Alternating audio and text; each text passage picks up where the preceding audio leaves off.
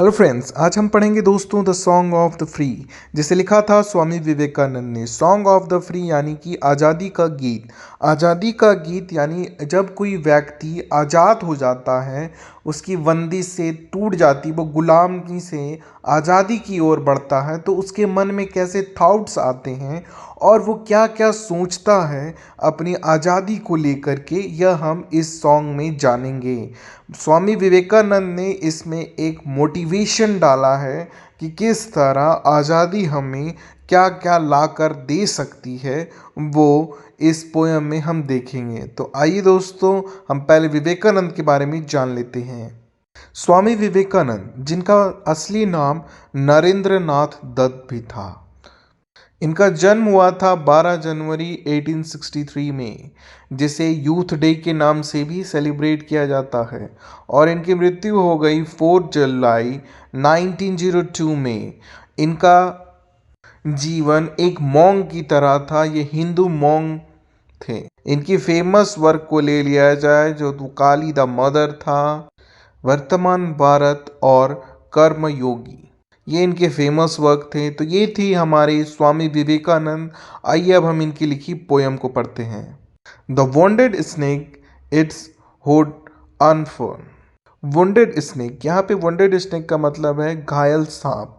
तो घायल सांप जो होता है वो खतरे को भांपने लगता है और फुकारने लगता है जोर से, और अपने अनफर्म को फैला लेता है, यानी कि अपने फन को फैला लेता है। The flame steered up both blaze, यानी जिस तरह आप सांप को छेड़े उसी तरह अगर आप आग को भी छेड़ते हैं तो उस आग में से चिंगारियां निकलेंगी। The desert air resound the call of heart struck lions race. The desert यानी रेगिस्तान जो होता है वो, उसका हवा वो रिसाउंड कर जाता है लायन, एक शेर की दहाड़ से। और कैसी दहाड़ से? उसके दिल में चोट लगी है, ऐसे शेर की दहाड़ से रेगिस्तान भी रिसाउंड्स हो जाता है।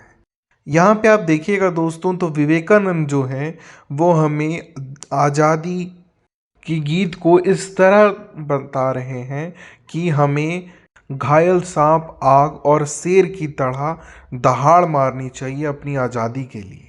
उसके बाद वो लिखते हैं, the cloud puts forth it dug strength when lightning cleaves its breast. इसके बाद पोइट कहते हैं कि आपने कभी बादल को देखा है जब उसके बीच से आग निकलती है, यानी बिजली कड़कती है, तो वो कैसे उसकी बीच की छाती को चीरते हुए आग का आगमन होता है। जैसे कि बिजली कड़कती है तो कैसे रोशनी हो जाती है, उसी तरह पोइट कह रहे हैं। When the shoal is striked to its most depth, great ones unfold their best. इसके बाद पोइट आत्मा की बात करते हैं और बताते हैं कि किस तरह आत्मा की अंदर से जो डेप्थ से एक अनफोल्ड बेस्ट निकलता है, वो कब निकलता है?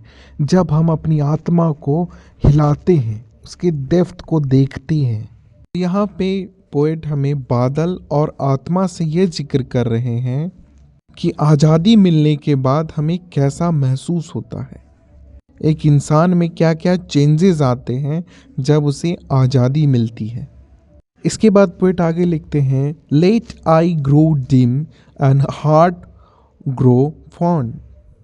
अपनी आँख को ग्रो करने दो और उसे डिम होने दो, यानी उसे मुरझाने दो, और अपनी दिल को ग्रो करने दो। And friendship fall and love betray, और अपनी दोस्ती को टूट जाने दो और अपने लव को बैटरी होने दो। Let fade its 100 horrors send, और अपने आप को हजारों मतलब 100 हॉरर्स को सेंड करने दो। And clotted darkness block the way, और अपनी ज़िंदगी को डार्कनेस से ब्लॉक हो जाने दो, यानी कि डार्कनेस यानी अंधेरा आपके वे को, जीने की लक्ष्य को ब्लॉक कर दे। उसके बाद पोइट लिखते हैं, all nature wear one anger frown. All nature, सभी नेचर वियर अब पहने हुए हैं एंग्री फ्रॉन यानी गुस्सैल चीज़ें पहने हुए। To crush you ought still no my soul.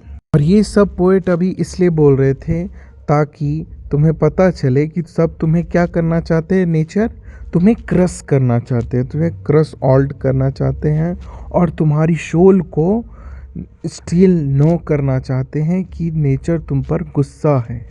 You are divine much on and on nor right nor left but to the goal. You are divine यानी तुम दिव्य हो और तुम ऑन हो और राइट ना लेफ्ट देखो, बस अपनी गोल पे फोकस करो और तभी तुम्हें सक्सेस मिलेगा। तो यहाँ पे पोएट हमें यह कहना चाह रहे हैं कि किस तरह लोग तुम्हें दबाएंगे, नेचर तुम्हें दबाएगा, हर की तरफ से तुम्हें ये मिलेगा कि तुम सक्सेस ना हो, पर तुम्हें सिर्फ अपने गोल पे फोकस करना और एक दिन तुम्हें सक्सेस ज़रूर मिलेगी। और यहाँ पे दोस्तों इस पोएम का एक सेक्शन ख़त्म होता है यानी 4 क्वाड्रेंट्स। अगर आपको ये पोएम अच्छी लगी तो हमें कमेंट सेक्शन में बताएं, मैं इसका पूरा फुल समरी आपके पास लाऊंगा। आपको ये हमारी प्रयास कैसी लगी हमें कमेंट सेक्शन में बताएं। लाइक करें, शेयर करें, सब्सक्राइब करें। हम आपसे मिलेंगे नेक्स्ट स्टोरी नेक्स्ट पोएम में। तब तक के लिए जय हिंद दोस्तों।